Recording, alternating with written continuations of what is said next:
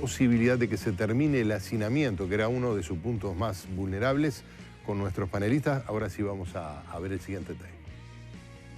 A comienzos de mayo, el comisionado parlamentario para el sistema penitenciario, Juan Miguel Petit, presentó un recurso de habeas corpus ante la justicia para sacar a los presos del módulo 8 del ex-CONCAR, debido a las pésimas condiciones de reclusión. El jueves pasado, el ministro del Interior, Eduardo Bonomi, anunció que en 3 meses se terminará el hacinamiento carcelario, pero no por el recurso habeas corpus presentado por Petit, sino por una reestructura del sistema planteada desde antes y que va a modificar toda la situación. Además, Bonomi declaró que los reclusos por los que Petit interpuso el recurso ante la justicia son irrecuperables. Cuando Juan Miguel puso el habeas corpus, lo puso por un grupo de gente que había destruido el módulo 6, se lo cambió para el módulo 11, destruyó el módulo 11, se lo cambió para el módulo 5, destruyó el módulo 5, y bueno, la situación en la que estaban no es la mejor. Y la conducta que tienen adentro es terrible, es terrible. Con los otros presos, con los funcionarios, con las visitas. Entonces no tienen ningún sentido, no tiene posibilidad ninguna de rehabilitación. Y esto necesita de un sistema que tenga en cuenta todo esto. Porque con las buenas intenciones aisladas no arreglamos nada. El comisionado parlamentario salió al cruce de las declaraciones de Bonomi. Como cualquier tarea que se acomete, quien trabaja en la educación o en la reeducación no sabe de antemano cuál va a ser el resultado en cada persona. Se tienen que volcar recursos y buenas prácticas justamente porque ahí está en juego la vida de esa persona y de otras personas, las personas con las que se van a encontrar después en la calle. Entonces yo creo que obviamente hay gente que no cambia su conducta adentro de la cárcel y afuera de la cárcel. Entonces lo que se trata es que hacer mayor intervención socioeducativa para que la reincidencia sea la menor. Por supuesto que en ningún orden de la vida, ni en una cirugía, ni en un hospital, ni en un aula, ni en una inversión, se sabe de antemano los resultados, nunca son 100%. Hay que tratar de que sean lo mejor posible. ¿Es posible rehabilitar a todos los reclusos?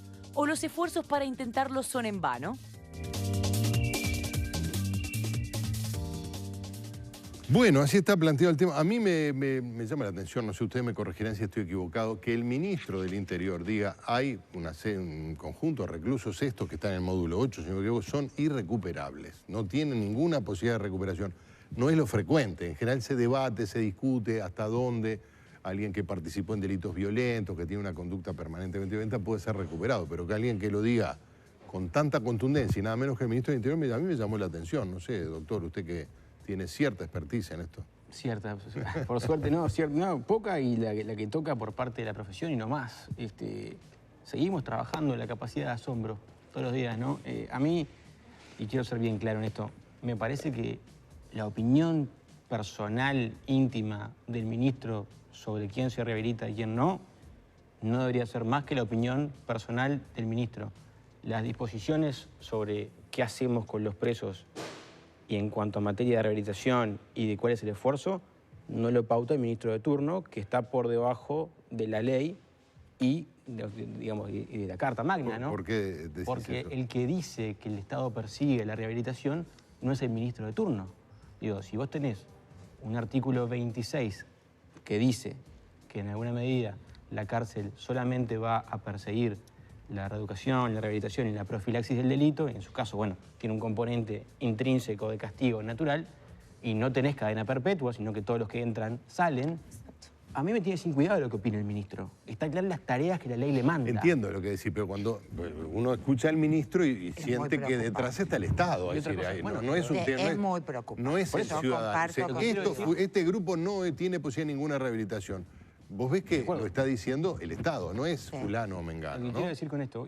Perdón, porque quizás tenga razón, yo no lo sé, ¿no? Bueno, vale decir que la opinión del ministro, que no tiene ninguna expertise médica ni de ningún tipo de nada, o sea, la única experiencia carcelaria que tiene es de que es ministro y cuando él estuvo preso, porque más no debe tener. O sea, aprendió de esto ejerciendo el máximo cargo, lo cual ya de por sí es una cosa compleja. Bueno, está bien, pero es lo que hace tiene años que político. está... Claro. No, tiene 9 años, Claro. tiene 9 años en la cartera, me parece, a mí me preocupa, sí, honestamente, porque si no los rehabilitamos, ¿qué hacemos? O sea, la discusión debería ser otra. Por otro lado, más allá de que hayan deteriorado módulos anteriores, la verdad que las condiciones en que estaban en el módulo 8 no ameritan justificación alguna. No. Las condiciones en las cuales salieron a denunciar cómo estaban viviendo en el módulo 8 realmente son subhumanas. Y a mí hay cosas que no me cierran de la declaración de Bonomi. Una de ellas es que tenemos más plazas que presos, pero por otro lado tenemos condiciones de hacinamiento. Si hubiera más plazas que presos, no habrían condiciones de hacinamiento. Hacinamiento es más que plazas, ¿no? Claro, eso es primero. ¿Tenemos realmente todas las plazas que precisamos? Muchas instancias están diciendo que no tenemos las plazas suficientes, que las plazas que están, por ejemplo, en Punta Rieles hay mucho lugar libre todavía. En la nueva, claro. Bueno, sin embargo, nadie quiere ir. Bueno, lo que pasa es que ahí también tendrías que ver cómo son las reubicaciones, cuántos hay por sala. Yo cuando vi las imágenes del módulo 8, estaban en condición de hacinamiento terrible. Real. Delincuentes que son de alta peligrosidad. Bueno, Además, hasta donde yo entendí. La explicación que da el ministro es que esos presos que están allí en condiciones de hacinamiento, según dice, y todos sabemos, el comisionado parlamentario, están allí porque ya destruyeron otro móvil. Es decir, de algún modo plantea que y que son los más peligrosos, aparentemente. Que son irrecuperables. Están viviendo las consecuencias de haber destruido otro módulo. Entonces tiene cierta lógica lo que plantea el ministro. No digo que esté bien, pero no estamos resolviendo el problema, no, bueno, eso no, o sea, seguro. no me parece que estemos pero dice, resolviendo ¿pero qué quieren que haga? problema. Destruyeron un módulo, lo cambiamos, destruyen otro. Sepárenlos, busquen la manera, encontremos la forma. Hay una realidad. Sepárenlo, eso es algo que casi nunca se plantea. Claro. No es un liceo esto, ¿eh? Claro. Hay que separarlos, Elegir a qué clase van, con quién se juntan en el recreo. Que aparte uno castiga una clase entera como si fueran todos iguales. Claro. Digo, y bueno, ahora se quedan todos sin recreo. Digo, no puede ser tratado como un liceo esto, no funciona así. Digo. Claro. Y no puede decir, como rompió ahora ¿sabe qué? Y si hubiera destruido todo, estuvieran en la intemperie y se mueren de frío con grado bajo cero, ¿los deja también? Claro. O sea, no es esto en un punto no es un nosotros contra ellos. Bueno, hicimos lo que pudimos, no quisieron cambiar, ahora que se manejen. Yo creo que no está entendiendo el rol en el que está y la función que cumple. No es el emperador que decide quién vive y quién muere. Aplica ley y está constitución. bien, pero de hecho hay un programa que se está implementando que va a terminar con el hacinamiento. O sea, pero esto del hacinamiento lleva no sé cuántos años. Claro, ¿de qué se trata este programa? sería bueno de alguna manera, porque, a ver, sí. yo comparto con los compañeros, ya en febrero del 2019, la ONU alerta sobre la naturalización de torturas e impunidad en nuestras cárceles. Nosotros estamos en alerta a nivel internacional. Y la Suprema Corte de Justicia, el 18 de abril de este año, le, diríamos, pide a los jueces que deben informar y visitar las cárceles 4 veces por mes para ver en qué condiciones se encuentran, ¿no? Se reclaman condiciones, se reclama programas sociopolíticos más de los que ya hay, que sí es verdad que hay, pero se necesitan más, y se reclama el análisis de la violencia de presos, o sea, diríamos de personal hacia presos y diríamos de presos hacia personal. Claro. O sea, en peligro está el tema de la vida y la integridad. Ahora, o sea, no Adriana, es un elemento menor. Cuando el ministro dice, no tienen posibilidad de recuperación, hicieron esto, Eso es muy relativo. Y yo desde el punto de vista psicológico, lo que les estaba hablando ahora antes de iniciar el bloque, es que es verdad, nosotros estamos trabajando sobre un parámetro, o sea, la población preso es un parámetro totalmente subjetivo, es cierto. Quizás hay programas socioeducativos que pueden, diríamos, llegarles a algunos y a otros no. Pero desestimar y plantear de manera totalitaria que ninguno es rehabilitable, a mí me parece que es bastante desafortunado. Por otra parte, también tenemos que tener en cuenta que el número de presos que está trabajando y que está integrando programas de rehabilitación aumentó muchísimo. Diríamos, desde que tomó Bonomi hasta la fecha. Por consiguiente, tampoco es todo tan negro. Quizás necesitemos, sí, bastantes ajustes y ver, como plantean los compañeros, qué programa propone, diríamos, para, bueno, bajar el tema del hacinamiento, que es un gran tema, pero que quizás se solucione con cosas más concretas y no tan complejizadas desde el punto de vista.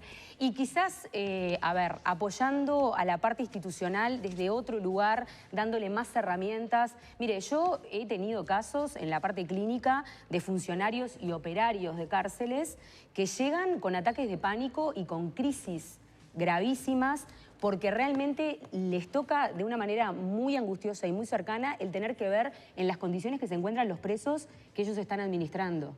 No solamente por los niveles de violencia que se ven ahí adentro, sino por los niveles de deshumanización que existen, que es real.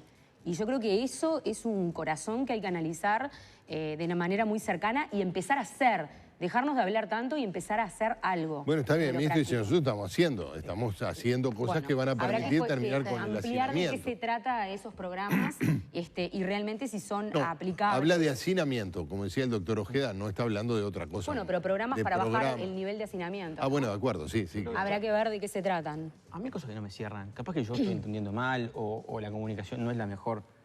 O el mensaje no llega. A mí no me cierra bien cómo hace unos días estábamos acá charlando de que la situación era tan crítica que era necesario pasar todo esto a manos de la Guardia Republicana y ahora estamos también que en 3 meses esto va a estar en términos óptimos, porque hacinamiento es mucho más que plazas, ¿no? Totalmente. Es condiciones de vida, es mucho más. El otro día, en una nota en la diaria, el director de la Guardia Republicana dice, nota larga, aparte parecía hecha por la comunicación del ministerio, francamente, porque la leí y parecía que estaba hablando con un jerarca que entrevistado por sí mismo, dice que ni un solo efectivo de la Guardia Republicana afectado a la calle o a ningún otro lado va a ser llevado a ningún centro carcelario.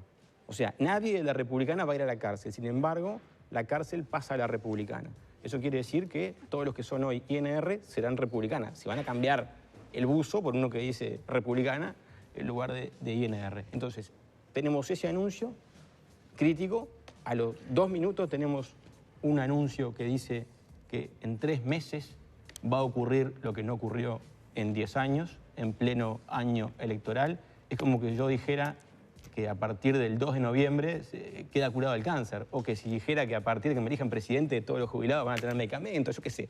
Está todo al mismo nivel, o sea, en año electoral las promesas que parecen muy buenas para ser ciertas, por lo general son muy buenas para ser ciertas. Ahora, ¿por qué decías que los presos no quieren ir a Punta de Rieles? Punta de Rieles es una cárcel modelo por su gestión, porque es nueva. No, es verdad que no le quieren llaman ir. la triple P y no quieren ir. Es cierto eso. Pero aparte, ¿por qué no en quieren? la práctica Hay no lo plazas, desean. hay lugares vacíos. Evidentemente hay un ¿Pueden tema. elegir? De alguna No es que manera quieran a veces. elegir, no piden traslados para ir, no hay voluntad de ir. Evidentemente, a ver, no es un liceo, no es que uno elige a dónde va, está claro, pero no hay, en la vuelta no hay voluntad de ir para ahí. Incluso va en contra hasta de todo lo que el sistema ha dicho siempre.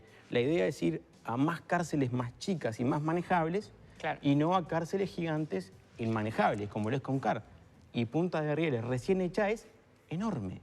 Capaz que ahora llaman del ministerio a decir que no es tan enorme, que es un poquito menos enorme. Más controlable. Pero lo que sí es cierto es que la comunicación es confusa. Yo en eso comparto contigo y es, el ministro, no sale la Llera y dice no le vamos a permitir. Bueno. Sale el de la Republicana y dice tal cosa. Sale el ministro y dice tal otra. Yo creo que eso en términos de seguridad no da mucha tranquilidad a la opinión pública, ¿no? Me parece que falta a la interna algunas discusiones, porque en esa entrevista la Republicana también decía, la Republicana no es para rehabilitar a nadie. No, más bien. O sea, lo decía clarísimo, cuando pongan a la Republicana va a ser para garantizar seguridad, no para rehabilitación. Entonces sería interesante saber cuál es el programa de rehabilitación como para decir... Los problemas de inseguridad y de falta de rehabilitación es el hacinamiento, eso no tenemos duda. Bueno, las condiciones, ¿no? O sea, no se puede rehabilitar. Aparte, yo lo que me parece interesante que lo empezó a decir Adriana es la cantidad de presos que trabajan, ¿no? Aparentemente las cifras son 4.500 de los 800 que dice Bonómico que estaban trabajando cuando él asumió el ministerio. Me parece que eso también nos permitiría saber mejor cómo funciona, cuánto va en rehabilitación. O sea, tenemos que saber más de las cosas positivas que están funcionando en cárcel, porque si no siempre nos quedamos con esto de que es irrecuperable. Y en la idea de que es irrecuperable vamos generando esta condición de mayor gravedad, ¿no? Para todas las partes. Sabes que esto me cierra con lo que dijo el fin de semana en una entrevista el director nacional de policía, Mario Lallera. Dice que la situación es muy difícil pensar que vamos a obtener resultados importantes de aquí a mucho tiempo. Entonces uno queda abatido, los policías ni hablemos, porque bueno, si el director nacional dice que es muy difícil, será tan difícil que no vamos a poder hacer nada. Y acá hay algo, hay Sí, una especie de resignación también. Hay algo La espiritualidad es nefasta, ¿no? Claro, No exacto. apoya en lo más mínimo como Sí, espíritu positivo claro. para ver qué podemos hacer. No, pero Comparto además, con como Liliana. estamos en el electoral, también tiene impactos negativos sobre los propios candidatos del oficialismo que tratan de transmitir a la ciudadanía la sensación inversa. De Si que miren, podemos. tenemos posibilidad de mejorar. Sí, Me claro. tomo 3 segundos para lo de la Yera del día. La Yera siempre tiene una franqueza estremecedora, ¿no? Yo Sí. recuerdo la entrevista en que íbamos camino a ser El Salvador o Guatemala en poco tiempo. Esta entrevista va en esa misma línea. Honestidad brutal. A mí me parece que hay algunas cosas que dice que vale la pena tratar. Me parece que hay algunos puntos eje que están buenos. El tema Sí. de la indivisibilidad del trabajo del policía, que el policía es policía 24 horas.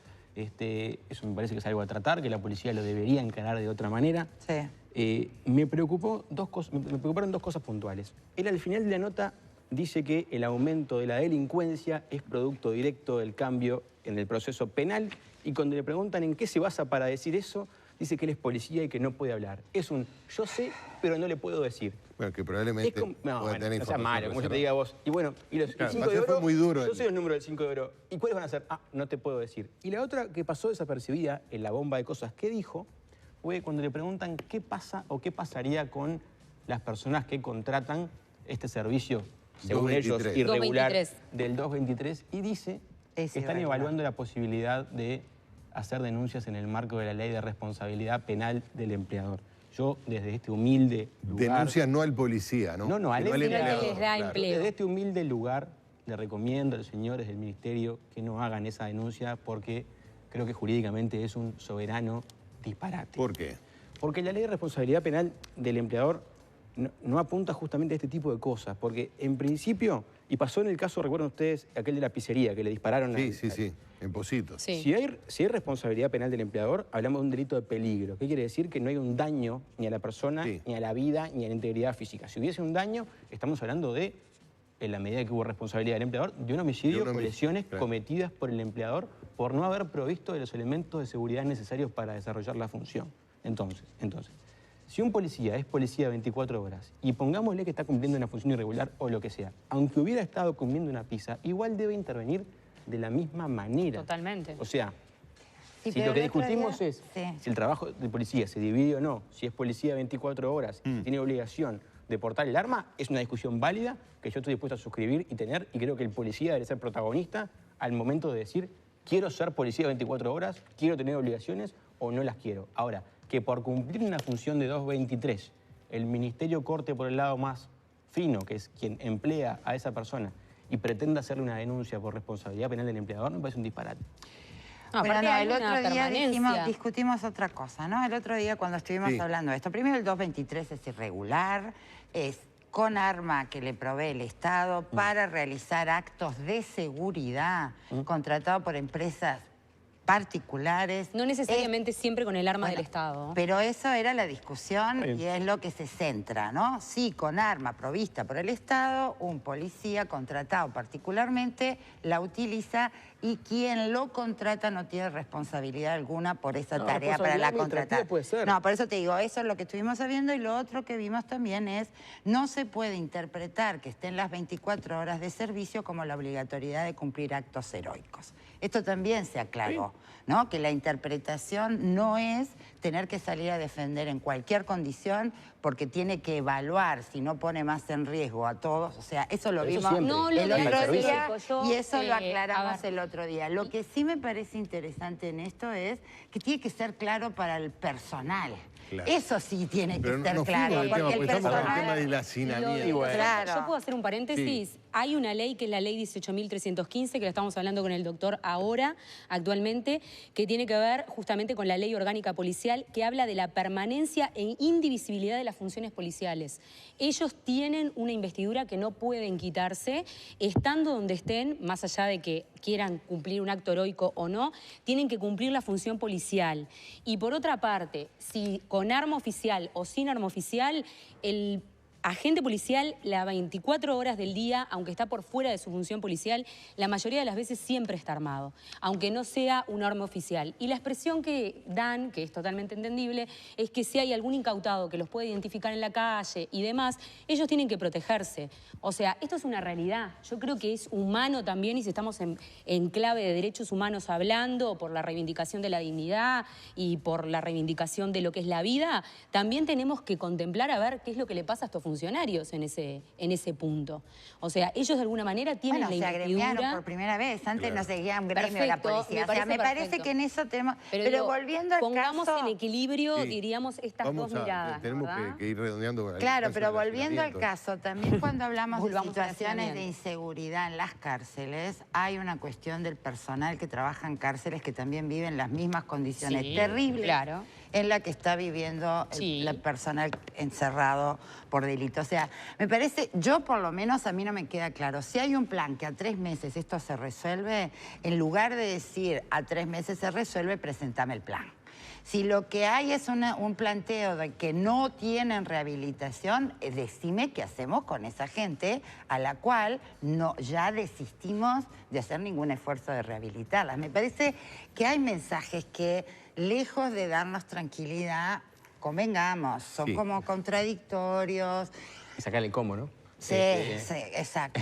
Sí, no dan una muy buena expectativas sobre cómo vamos a abordar Lo que no hay dudas es de las condiciones de hacinamiento que se viven. ¿Es el módulo 8 el peor, Andrés? Y es el peor de Concar, que es la cárcel más complicada. Claro. De hecho, ya hoy es más complicada que la cárcel de Libertad. Esto es una opinión personal, no es para que el Ministerio me corrija y me diga que es peor una o que otra. Creo que hay un tema subjetivo.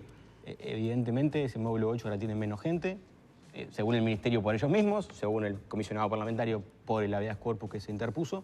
A mí lo que me queda claro, y acá me parece que no hay dos lecturas y no las puede haber, es que aunque destruyan todo, eso no es justificativo para dejar a nadie viviendo en condiciones menores que la dignidad. Exactamente. Entonces, el piso de cualquier rehabilitación es la dignidad básica en el castigo. Aunque esto fuese puro castigo perpetuo del peor del mundo, no puede ir por debajo de la dignidad.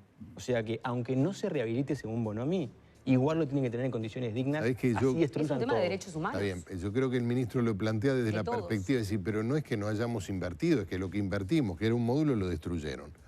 Y que son personas que están acostumbradas a vivir por debajo de la dignidad humana desde que nacieron. Totalmente. No sé si todas, pero no sé si el concepto de dignidad quizás no lo hayan conocido ni siquiera en sus primeros años de vida. Pero que no se llueva al lugar donde están cerrados, que no hayan ratas, que la alimentación sea para emparejar para abajo. No, desde luego, claro. Pero luego aparece el tema de la inversión. Algo mejor. Y vos viste que escuchamos a todos los candidatos, nadie dice hay que invertir en cárceles, porque la gente se pone mal, porque entiende que es mejor invertir en escuelas, hospitales.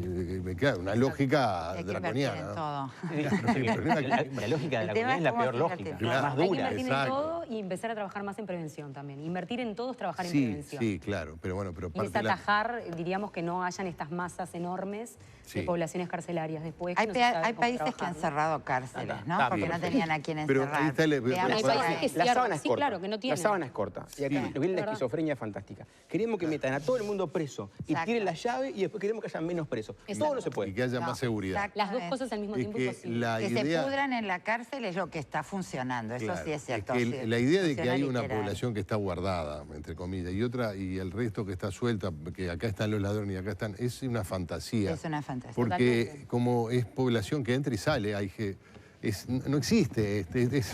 El muro existe a los efectos de que los que ahora están adentro no se escapen. Son muros temporales. Claro. Digo, eso es clarísimo. En el ómnibus, cuando se suba señora, o día tarde, se va a cruzar con 3, 4 personas que estuvieron presas. Y bueno, y ahí están. Y no le hicieron nada tampoco seguramente en el tiempo ese de ómnibus. O sí, quién sabe. Yo les agradezco mucho que nos hayan acompañado. Por favor. A ustedes, como siempre. Gracias. Gracias. Helpline ofrece el teléfono ideal para los adultos mayores o personas que viven solas. Mirá. Con forma de reloj pulsera, los afiliados a Helpline lo pueden usar en la muñeca. Tiene un solo botón para llamar y pedir ayuda, sin prenderlo ni apagarlo. Presione el botón e inmediatamente escuchará la voz de nuestras operadoras. Además es impermeable, lo que significa que lo puede usar dentro de la ducha. Helpline, siempre junto a usted, al alcance de un botón. Este martes, no te pierdas Pasapalabra. Lorena Nachajón, Bueno, la verdad que estuve practicando bastante. ¿Ah, sí? En el baño, Y en el cuarto. ¡Qué grande, Lorena! Matías Cuadro. Somos más o menos de la misma generación. Por un par de categorías nos jugamos al fútbol. Sí, yo me acuerdo que Cairo Herrera. Con este tipo de programas uno los ve y los sigue. los ve, los sigue y se pone a responder. Valentina Barrios. Acá hay una parte que es la pista musical y calculo que ahí vas a tener que responder si no vas a quedar. Ahí, la verdad que una presión. En esa sos la gran candidata del equipo. Mañana, no te pierdas Pasapalabra, un programa con todas las letras, acá en el 10, el canal uruguayo.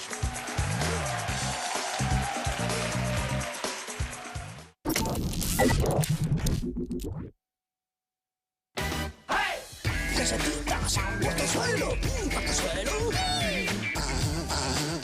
Galletitas, portezuelo, riquísimas. Portezuelo, dame otra. Son galletitas, portezuelo. ¿Te das una galletita? Amor, ¿estás sentado? Tengo un notición. Sí, un verdadero notición. En Cash volvió la promo 100.000 pesos en 12 cuotas de 10.000. Vení y llévate los 100.000 pesos ya y sin complicaciones. Cash, líder en confianza. Camposur, productos porcinos premium. Cerdos criados en nuestras granjas a base de maíz y soja. Carne natural, magra y mucho más sabrosa. 100% industria uruguaya. Camposur, de nuestra granja a su